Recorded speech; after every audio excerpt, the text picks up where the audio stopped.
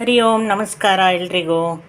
ಇವತ್ತೊಂದು ನಿಂಬೆಹಣ್ಣಿನ ಸಾರು ಮಾಡೋಣ ಅಂತ ನಾನು ತಯಾರಿ ಮಾಡ್ಕೊಂಡಿದ್ದೀನಿ. ಇದರಲ್ಲಿ ನಮಗೆ ಮುಖ್ಯವಾಗಿ ಬೇಕಾದ್ದು ನೀರು ಮತ್ತು ನಿಂಬೆಹಣ್ಣು. ಸಾರು ಮಾಡೋಕ್ಕಿಂತ ಪೂರ್ವದಲ್ಲಿ ನಾವು ಈ ನೀರಿಗೆ ಉಪ್ಪು, ಬೆಲ್ಲ, ಅರಿಶಿನ,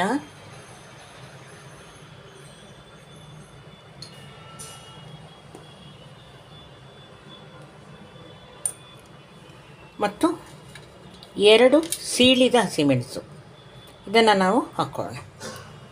ಇದನ್ನು ನಾವು ಚೆನ್ನಾಗಿ ಕುದಿಸ್ಕೊಳ್ಬೇಕು. ಆಮೇಲೆ ನಾವು ಇಲ್ಲಿ ಒಂದು 3/4 ಚಮಚದಷ್ಟು ಕಾಳು ಮೆಣಸು, 1/4 ಚಮಚದಷ್ಟು ಜೀರಿಗೆ ಸಮ ಪ್ರಮಾಣದಲ್ಲಿ ತೊಗೊಂಡಿದ್ದೀನಿ. ಇದನ್ನು ಹುರಿದ್ಬಿಟ್ಟು ಪುಡಿ ಮಾಡಿಕೊಂಡು ಇದರಿಗೆ ಸೇರಿಸುವಂಥದ್ದು. ಸೇರಿಸಿ ಚೆನ್ನಾಗಿ ಕುದಿಸ್ಕೊಂಡು ಆಮೇಲೆ ಇಳಿಸಿದ ಮೇಲೆ ಅದಕ್ಕೆ ನಾವು ನಿಂಬೆಹಣ್ಣಿನ ರಸವನ್ನು ಹಾಕಿ ಅದಕ್ಕೆ ಒಂದು ತುಪ್ಪದ ಒಗ್ಗರಣೆಯನ್ನು ಕೊಟ್ಟರೆ ನಮ್ಮ ನಿಂಬೆಹಣ್ಣಿನ ಸಾರು ತಯಾರಾಗುತ್ತೆ. ಈಗ ಇದಕ್ಕೆ ನಾನು ಉಪ್ಪು, ಬೆಲ್ಲ, ಹಸಿಮೆಣಸು ಮತ್ತು ಅರಿಶಿನವನ್ನು ಹಾಕ್ಕೊಂಡಿದ್ದೀನಿ.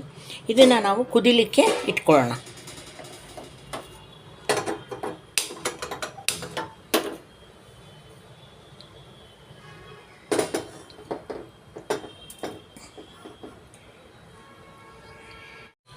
ಈಗ ನಾವು ಮೆಣಸು ಜೀರಿಗೆಯನ್ನು ಪುಡಿ ಮಾಡ್ಕೊಳ್ಳೋಣ. ಇಲ್ಲಿ ಇಟ್ಕೊಂಡಂತಹ ಮೆಣಸಿನಕಾಳನ್ನು ಹಾಕ್ಕೊಂಡು ಹುರ್ಕೋಬೇಕು ಸ್ವಲ್ಪ.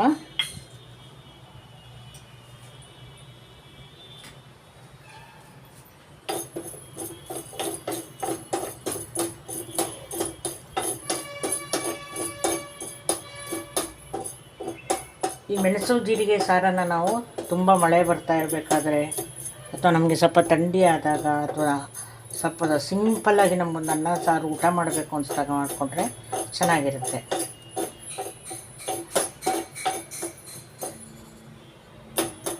ಇದಕ್ಕೆ ಈಗ ನಾವು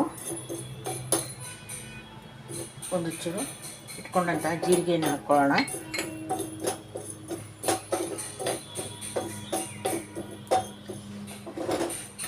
ಈ ಜೀರಿಗೆ ಮೆಣಸನ್ನು ಹುರಿತಾ ಇದ್ದರೆ ಘಮ್ ಅಂತ ಪರಿಮಳ ಬರುತ್ತೆ.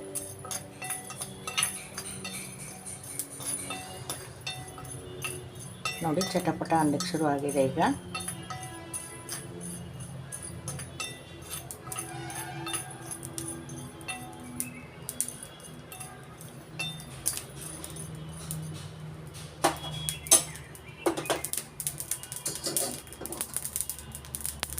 ಈ ಸಾರು ಆಲ್ರೆಡಿ ಕುದ್ಕೊಂಡಿದೆ. ನಾನು ಇದನ್ನು ಈಗ ಪುಡಿ ಮಾಡಿ ಈ ಬೈದಕ್ಕೆ ಹಾಕ್ತೀನಿ.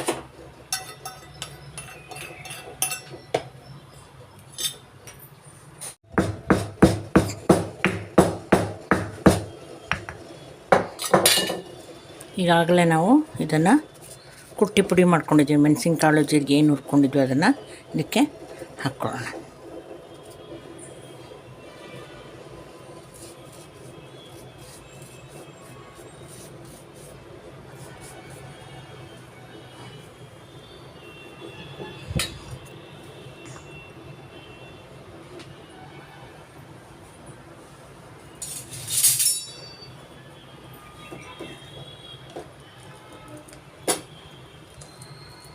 ಈಗಾಗಲೇ ಇದು ಕುದಿಲಿಕ್ಕೆ ಪ್ರಾರಂಭ ಆಗಿದೆ. ಇದನ್ನು ನಾವು ಪಕ್ಕದ ಒಲೆಯ ಮೇಲೆ ಇಟ್ಕೊಂಡ್ಬಿಟ್ಟು ಇದಕ್ಕೆ ಒಂದು ಒಗ್ಗರಣೆಯನ್ನು ರೆಡಿ ಮಾಡ್ಕೊಳ್ಳೋಣ.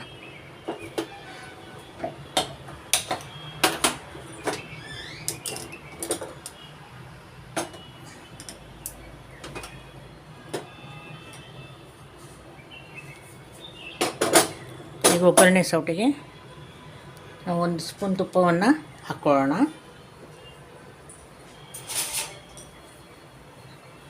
ತುಪ್ಪದ ಒಗ್ಗರಣೆಯನ್ನೇ ಕೊಡಬೇಕು ಅಂತ ಇಲ್ಲ, ನಮ್ಗೆ ಇಷ್ಟವಾದ ಎಣ್ಣೆಯಲ್ಲಿ ಕೂಡ ನಾವು ಕೊಡ್ಬೋದು ಒಗ್ಗರಣೆನ. ಆದರೆ ನಿಂಬೆಹಣ್ಣು, ಜೀರಿಗೆ, ಕಾಳು ಮೆಣಸಿನ ಜೊತೆಗೆ ಆ ತುಪ್ಪದ ಪರಿಮಳ ಭಾಳ ಚೆನ್ನಾಗಿರುತ್ತೆ. ಹಾಗಾಗಿ ನಾನು ಇದನ್ನು ಆದಷ್ಟು ತುಪ್ಪದ ಒಗ್ಗರಣೆಯನ್ನು ಇದಕ್ಕೆ ಕೊಡ್ತೀನಿ.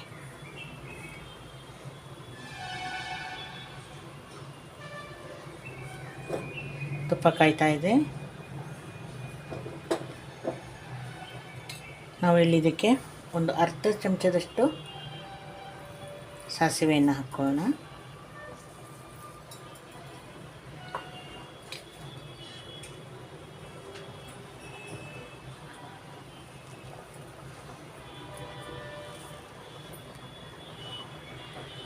ಈಗ ಹಾಕಿಕೊಂಡಂಥ ಸಾಸಿವೆ ಪಟ ಅಂತ ಇದೆ. ಇದಕ್ಕೆ ನಾವು ಬೆಳ್ಳುಳ್ಳಿಯನ್ನು ಒಗ್ಗರಣೆಯನ್ನು ಬೇಕಾದರೆ ಕೊಡಬಹುದು. ನಮಗೆ ಏನು ಇಷ್ಟ ಆಗುತ್ತೆ, ಬೆಳ್ಳುಳ್ಳಿ ಒಗ್ಗರಣೆನ ಅಥವಾ ಇಂಗಿನ ಒಗ್ಗರಣೆನ ಬೇಕಾದರೂ ಕೊಡ್ಬೋದು. ನಾನು ಕೊನೆಯಲ್ಲಿ ಒಂದೆರಡು ಕಾಳು ಜೀರಿಗೆಯನ್ನು ಮಾತ್ರ ಹಾಕ್ತಾರೆ, ಯಾಕಂದರೆ ಅದರ ಜೀರಿಗೆ ಪುಡಿ ಜಾಸ್ತಿ ಇರೋದ್ರಿಂದ ಮತ್ತೆ ಜೀರಿಗೆ ಬೇಕಾಗಲ್ಲ. ಒಂದೇ ಒಂಚೂರು ಇಂಗು, ಜಾಸ್ತಿ ಬೇಡ. ಇಂಗನ್ನು ಹಾಕಿದ್ಕೊಳ್ಳೆ ನಾವು ಒಲೆಯನ್ನು ಆಫ್ ಮಾಡಬೇಕು. ಈ ಕಡೆ ನಮ್ಮ ಸಾರು ಚೆನ್ನಾಗಿ ಕುದೀತಾ ಇದೆ. ಅದಕ್ಕೆ ಒಂದು ಒಗ್ಗರಣೆಯನ್ನು ಹಾಕ್ಕೊಳ್ಳೋಣ.